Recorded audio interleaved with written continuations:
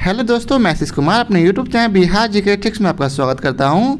आज हम लोग सामान्य विज्ञान के अंतर्गत रसायन विज्ञान के दूसरे चैप्टर रासायनिक एवं भौतिक परिवर्तन और विलयन आदि के बारे में इस वीडियो में पढ़ेंगे। तो यदि आप लोगों ने अब तक हमारा channel Bihar GK tricks subscribe नहीं किया है तो इसे सब्सक्राइब कर लें, साथ ही बेल आइकन को जरूर दबाएं। तो आइए वीडियो को स्टार्ट करते हैं। तो सबसे पहले हम लोग इसके नोट्स को पढ़ेंगे। तो आइए इसके नोट्स को पढ़ते हैं। कुछ परिवर्तन हैं जिनके दौरान कोई नई पदार्थ नहीं बनते हैं।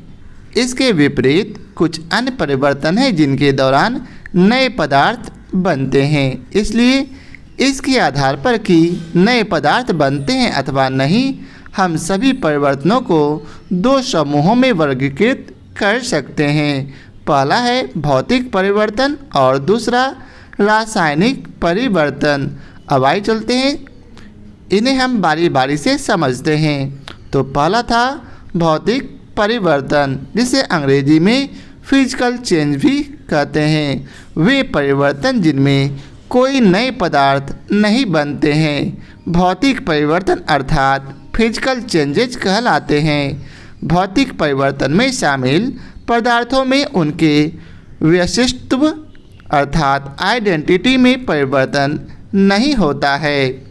वे कुछ भौतिक प्रक्रमों द्वारा अपने मूल रूप में आसानी से पुरानी स्थिति में लौट सकता है। इसका अर्थ है कि भौतिक परिवर्तनों को आसानी से उत्क्रमित या उल्टा किया जा सकता है। भौतिक अवस्था, आकार और बाह्य आकृति में परिवर्तन भौतिक परिवर्तन होते हैं। भौतिक परिवर्तनों के कुछ सामान्य उदाहरण हैं। एक है बर्फ़ का गलना या जल बनना। दूसरा जल का हिमीकरण अर्थात बर्फ बनना। जल का क्वथन अर्थात भाप बनना। भाप का संघनन या द्रवण अर्थात जल बनना। विलयन बनाना, विद्युत बल्ब का चमकना और कांच के गिलास का टूटना। अब आइए चलते हैं आगे, इसके कुछ एग्जाम्पलों को समझते हैं। पहला है जब बर्फ को गर्म किया जाता है वह गलकर जल बनता है। यद्यपि बर्फ और जल भिन्न दिखाई देते हैं, वे दोनों जल के अणुओं के बने होते हैं। अतः बर्फ के गलन के दौरान नए रासायनिक परिवर्तन नहीं बनते हैं। इसलिए बर्फ के गलन से जल का बनना एक भौतिक परिवर्तन है। अब दूसरा है जब जल को गर्म किया जाता है वह क्वथन कर अर्थात उबलकर भाप बनता है। यद्यपि भाप और जल भिन्न दिखाई देते हैं, वे दोनों जल के अणुओं के बने होते हैं। अतः जल के क्वथन के दौरान कोई नया रासायनिक पदार्थ नहीं बनता है। इसलिए जल के क्वथन से भाप का बनना एक भौतिक परिवर्तन है। जब भाप को ठंडा किया जाता है वह संघनित अर्थात द्रवित होकर जल बनाती है। भाप के संघनन या द्रवण से जल का बनना भी एक भौतिक परिवर्तन है। भौतिक परिवर्तन अस्थायी परिवर्तन है जिन्हें मूल पदार्थों में उत्क्रमित किया जा सकता है। उदाहरण के तौर पर बर्फ के गलन से जल का बनना एक अस्थायी परिवर्तन है। जल के शीतलन द्वारा मूल पदार्थ बर्फ में हम इस परिवर्तन को आसानी से उत्क्रमित कर सकते हैं। अब आइए समझते हैं रासायनिक परिवर्तन अर्थात केमिकल चेंजेज के बारे में। वे पदार्थ जिनमें नए पदार्थ बनते हैं रासायनिक परिवर्तन कहलाते हैं। रासायनिक परिवर्तन में शामिल पदार्थों में उनका व्यष्टित्व अर्थात आइडेंटिटी परिवर्तित हो जाता है। वे पूर्णतः नए पदार्थों में रूपांतरित हो जाते हैं। नए पदार्थों को प्रायः उनके मूल रूप में वापस नहीं लाया जा सकता है। इसका अर्थ है कि रासायनिक परिवर्तन प्रायः अनुत्क्रमणीय अर्थात इरिवर्सिबल होते हैं। रासायनिक परिवर्तनों के कुछ सामान्य उदाहरण हैं। पहला है मैग्नीशियम तार का जलना, दूसरा कागज़ का जलना, तीसरा लोहे का जंगन अर्थात जंग लगना। चौथा है दूध से दही का बनना और पांचवा है भोजन का पकना। ये सभी जो है रासायनिक परिवर्तन के उदाहरण है। यदि हम जलती हुई माचिस की तीली से कागज के टुकड़े को जलाते हैं तो पूर्णतः नए पदार्थ जैसे कार्बन डाइऑक्साइड, जल वाष्प, धुआं और राख उत्पन्न होते हैं। इसलिए कागज का जलना एक रासायनिक परिवर्तन है। रासायनिक परिवर्तन एक अस्थायी परिवर्तन है जो प्रायः अनुत्क्रमणीय होते हैं। उदाहरण के तौर पर कागज का जलना एक अस्थायी परिवर्तन है जिसे उत्क्रमित नहीं किया जा सकता है, अर्थात फिर से वापस अपनी अवस्था में नहीं लाया जा सकता है। कारण यह है कि कागज के दहन उत्पादों को संयोग करके हम एक बार फिर मूल कागज नहीं बना सकते हैं। अब आगे है भौतिक परिवर्तन और रासायनिक परिवर्तन में अंतर। पहला अंतर है कि भौतिक परिवर्तन में कोई नया पदार्थ नहीं बनता है, जबकि रासायनिक परिवर्तन में नया पदार्थ बनता है। दूसरा परिवर्तन है कि भौतिक परिवर्तन एक अस्थायी परिवर्तन है, जबकि रासायनिक परिवर्तन एक अस्थायी परिवर्तन है। तीसरा परिवर्तन है भौतिक परिवर्तन आसानी से उत्क्रमित अर्थात फिर से अपने मूल रूप में आ सकता है, वहीं रासायनिक परिवर्तन प्रायः अनुत्क्रमणीय होता है। नेक्स्ट है भौतिक परिवर्तन में प्रायः अत्यंत अल्प मात्रा में ऊष्मा या प्रकाश ऊर्जा अवशोषित होती है या निकलती है। चौथा है वहीं रासायनिक परिवर्तन में अत्यधिक मात्रा में ऊष्मा या प्रकाश ऊर्जा अवशोषित होती है या फिर निकलती है। पांचवा अंतर है भौतिक परिवर्तन में पदार्थ नहीं परिवर्तित होता है, जबकि रासायनिक परिवर्तन में पदार्थ का द्रव्यमान परिवर्तित होता है। अब आइए समझते हैं विलयन अर्थात सॉल्यूशन के बारे में। दो या दो से अधिक पदार्थों के समांगी मिश्रण को विलयन कहते हैं। उदाहरण के लिए जल में थोड़ी चीनी डालकर उसे हिलाने पर चीनी जल में अदृश्य हो जाती है, अर्थात विलीन हो जाती है, तथा चीनी और जल का एक पारदर्शक समांगी मिश्रण अर्थात विलयन बन जाता है। इस प्रकार जल में सोडियम क्लोराइड, अल्कोहल या अमोनियम अर्थात अमोनिया के समांग मिश्रण विलयन है। दूसरा है विलयन के प्रत्येक भाग के गुण समान होते हैं और प्रत्येक भाग विलयन के घटकों के रासायनिक गुण प्रदर्शित करता है। विलयन बनने के साधारणतः उसके घटकों की रासायनिक प्रकृति परिवर्तित नहीं होती है। अब आगे है विलयन और विलेय अर्थात सॉल्वेंट और सॉल्यूट। विलयन के जिस घटक अर्थात कंपोनेंट की मूल भौतिक अवस्था विलयन जैसी होती है उसे विलायक अर्थात सॉल्वेंट कहते हैं और दूसरे घटक को अर्थात विलीन हुए पदार्थ को विलेय कहते हैं। उदाहरण के लिए चीनी के जलीय विलयन में जल विलायक और चीनी विलेयक है।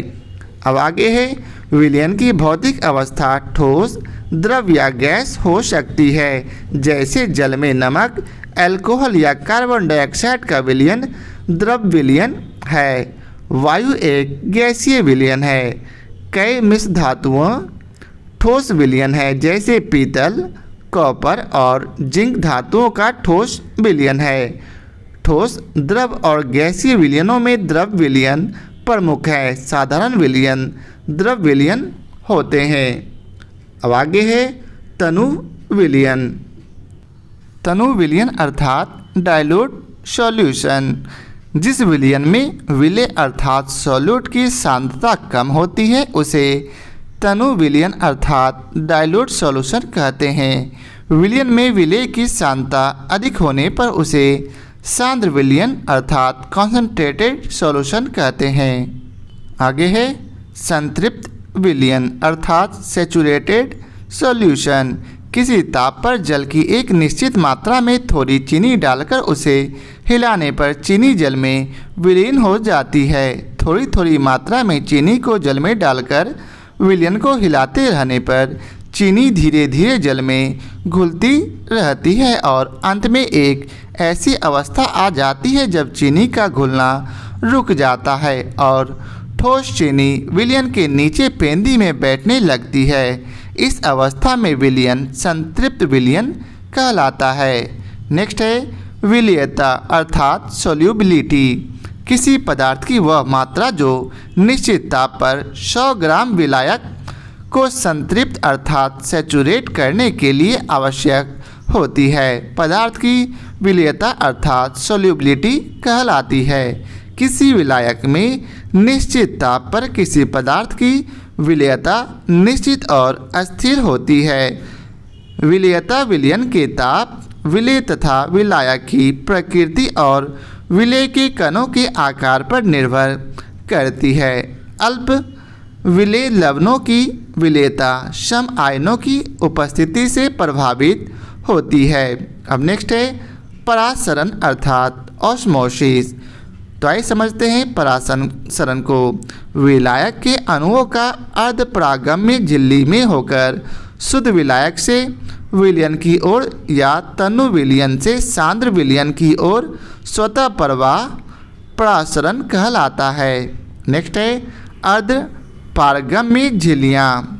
वे झिल्लियाँ जो केवल विलायक के अणुओं को अपने में से होकर आर पार आने जाने देती है, परंतु विलेय के अणुओं को नहीं, अर्धपरागम्य झिल्लियाँ कहलाती है। अब आइए इसके प्रश्न कोश को पढ़ते हैं। तो पहला प्रश्न है भौतिक परिवर्तन का एक उदाहरण है। तो इसका उत्तर है पानी में चीनी का घुलना। भौतिक प्रक्रिया वह प्रक्रिया है जिसमें कारक को हटा देने पर भौतिक प्रक्रिया में भाग लेने वाला पदार्थ पुनः अपनी पूर्ववर्ती अवस्था में आ जाता है। भौतिक प्रक्रिया अस्थायी एवं उत्क्रमणीय होती है। पानी में चीनी का घुलना एक भौतिक परिवर्तन है क्योंकि वाष्पन द्वारा चीनी को पुनः प्राप्त किया जा सकता है। अगला प्रश्न है जल का वाष्प में परिवर्तन कहलाता है। तो इसका उत्तर है भौतिक परिवर्तन। भौतिक परिवर्तन वह कारक है जिसमें वस्तु अपनी पुरानी अवस्था को छोड़कर नए रूप में परिवर्तित हो जाती है, लेकिन कारक हटा लेने पर वह पुनः अपना वास्तविक रूप धारण कर लेती है। जल का वाष्प में परिवर्तन भौतिक परिवर्तन है। अगला प्रश्न है निम्न में से कौन सा रासायनिक परिवर्तन का उदाहरण है। तो इसका उत्तर है सब्जियों को पकाने पर उनका मुलायम हो जाना। रासायनिक प्रक्रिया वह प्रक्रिया है जिसमें कारक को हटा देने पर रासायनिक प्रक्रिया में भाग लेने वाला पदार्थ अपनी पूर्ववर्ती अवस्था में नहीं आ सकता, अर्थात रासायनिक प्रक्रिया अस्थायी एवं सामान्यतः अनुत्क्रमित होती है। अतः सब्जियों को पकाने पर उनका मुलायम हो जाना एक रासायनिक प्रक्रिया है। अब अगला प्रश्न है संक्षारण के उदाहरण है। तो इसका उत्तर है डी अर्थात उपयुक्त तीनों, अर्थात सिल्वर पर काले रंग की परत बनना, दूसरा तांबे पर हरे रंग की परत बनना और तीसरा लोहे पर भूरे रंग की परत बनना। वायु अथवा रासायनिक पदार्थों द्वारा धातुओं का शनैः शनैः अर्थात धीमे धीमे क्षय होना संक्षारण कहलाता है। लोहे पर जंग लगना अर्थात लोहे पर भूरे रंग की परत बनना, तांबे पर हरे रंग की परत बनना तथा सिल्वर पर काले रंग की परत बनना संक्षारण के उदाहरण है। अब अगला प्रश्न है निम्नलिखित में से कौन सा या से रासायनिक परिवर्तन का या के उदाहरण है। नीचे दिए गए कोड का प्रयोग कर सही उत्तर चुनिए। तो इसका उत्तर है बी अर्थात इसमें केवल 3 सही है, अर्थात दुग्ध आशंकदन। सोडियम क्लोराइड का क्रिस्टलन एवं बर्फ का गलन भौतिक परिवर्तन के उदाहरण है। ऊर्ध्वपातन भी भौतिक परिवर्तन का उदाहरण है। वाष्पन भी भौतिक परिवर्तन का अंतर्गत आता है। दूध का आस्कंदन, लोहे में जंग लगना, दूध से दही बनना तथा कागज जलना रासायनिक परिवर्तन के उदाहरण है। अब अगला प्रश्न है कथन ए उच्चतर तापमानों पर रासायनिक अभिक्रिया तीव्रता हो जाती है। कारण आर है उच्चतर तापमानों पर आणविक गति और द्रुत हो जाती है। तो इसका सही उत्तर है ए, अर्थात ए और आर दोनों सही हैं और आर ए का सही स्पष्टीकरण है। उच्चतर तापमान पर आणविक गति तीव्र हो जाती है। रासायनिक अभिक्रिया की गति प्रतिकारकों के सांद्रण, ताप, भौतिक अवस्था एवं प्रतिकारकों की प्रकृति पर निर्भर करती है। समांतर प्रतिकारकों का ताप जितना अधिक होता है उनकी प्रतिक्रिया उतनी ही तीव्र होती है। अब अगला प्रश्न है, जल अपघटन में ऊर्जा किस रूप में उत्पन्न होती है? तो इसका उत्तर है ऊष्मा के रूप में। जल अपघटन वह प्रक्रिया है जिसमें लक्षण के आयन और जल के आयन या अणु परस्पर संयोग करके अम्लीय या क्षारीय घोल बनाते हैं। इसमें ऊर्जा ऊष्मा के रूप में निकलती है। अब अगला प्रश्न है, पाश्चुराइजेशन एक प्रक्रिया है जिसमें, तो इसका उत्तर है दूध को पहले बहुत देर तक गर्म किया जाता है और एक निश्चित समय में अचानक ठंडा कर लिया जाता है। पाश्चुरीकरण द्रव खाद्य सामग्री के संरक्षण की विधि है। इस विधि की खोज लुई पाश्चर ने की थी, इसलिए उन्हीं के नाम पर इसका नाम पाश्चुरीकरण पड़ा। इसमें दूध को 145 डिग्री फ़ारेनहाइट से 150 डिग्री फ़ारेनहाइट तापमान पर 30 मिनट तक गर्म किया जाता है। उसके पश्चात उसे 55 डिग्री फ़ारेनहाइट तक ठंडा कर लिया जाता है। इस पाश्चुरीकरण प्रक्रिया से दूध में उपस्थित हानिकारक कीटाणु नष्ट हो जाते हैं। अगला प्रश्न है, पाश्चुरीकरण संबंधित है, तो इसका उत्तर दूध के निर्जमीकरण से। पाश्चुरीकरण या पास्तुरीकरण एक ऐसी प्रक्रिया है जिसमें किसी तरल या दूध का निर्जमीकरण करके उसकी भंडारण क्षमता में सुधार किया जाता है। पाश्चुरीकरण की प्रक्रिया में दूध को 16 सेकेंड तक 70 डिग्री सेल्सियस से 85 डिग्री सेल्सियस तक के तापमान पर रखते हैं। उसके पश्चात उसे शीघ्रता से ठंडा करके संरक्षित कर लेते हैं। इस प्रक्रिया की खोज फ्रांसीसी वैज्ञानिक लुई पाश्चर ने की थी, अतः इसे पाश्चुरीकरण कहते हैं। अब अगला प्रश्न है, निम्नलिखित में से कौन सा सुमेलित नहीं है? तो इसका उत्तर है पाश्चुरीकरण चाय से संबंधित है, यह सुमेलित नहीं है। पाश्चुरीकरण एक ऐसी प्रक्रिया है जिसे दूध का निर्जमीकरण अर्थात रोगजनक सूक्ष्मजीवों को नष्ट करना करके उसकी भंडारण क्षमता में सुधार किया जाता है। इस प्रक्रिया की खोज फ्रांसीसी वैज्ञानिक लुई पाश्चर ने की थी। अब अगला प्रश्न है, निम्नलिखित में से कौन सा एक कथन सही नहीं है? तो इसका उत्तर है बी, अर्थात किसी विलयन में विलियों के योग से इसका जल विभव बढ़ जाता है। यह गलत है। जल में किसी विलेय या अन्य घुलनशील पदार्थ को मिलाने पर क्वथनांक बढ़ जाता है, क्योंकि सतह पर उपस्थित विलेय अणु जल के वाष्पन की दर को कम करता है। इससे विलयन में जल का वाष्प दाब शुद्ध जल में वाष्प दाब की तुलना में भिन्न होता है। आगे है परासरण दाब, अर्थात विलयन पर बाह्य दबाव के द्वारा विलयन में विलायक का प्रवेश रोका जा सकता है। इस प्रकार विलयन ए, सी एवं डी के कथन सही हैं, जबकि विलयन बी का कथन सही नहीं है। अब आइए चलते अगले प्रश्न पर। अगला प्रश्न है, अशुद्धिकरण के कारक द्रव का क्वथनांक, तो इसका उत्तर है बढ़ जाता है। अब अगला प्रश्न है, ऊंचाई की जगहों पर यानी पानी 100 सेंटीग्रेड के नीचे के तापमान पर क्यों उबलता है? तो इसका उत्तर है ए, अर्थात क्योंकि वायुमंडलीय दाब कम हो जाता है, अतः उबलने का बिंदु नीचे आ जाता है।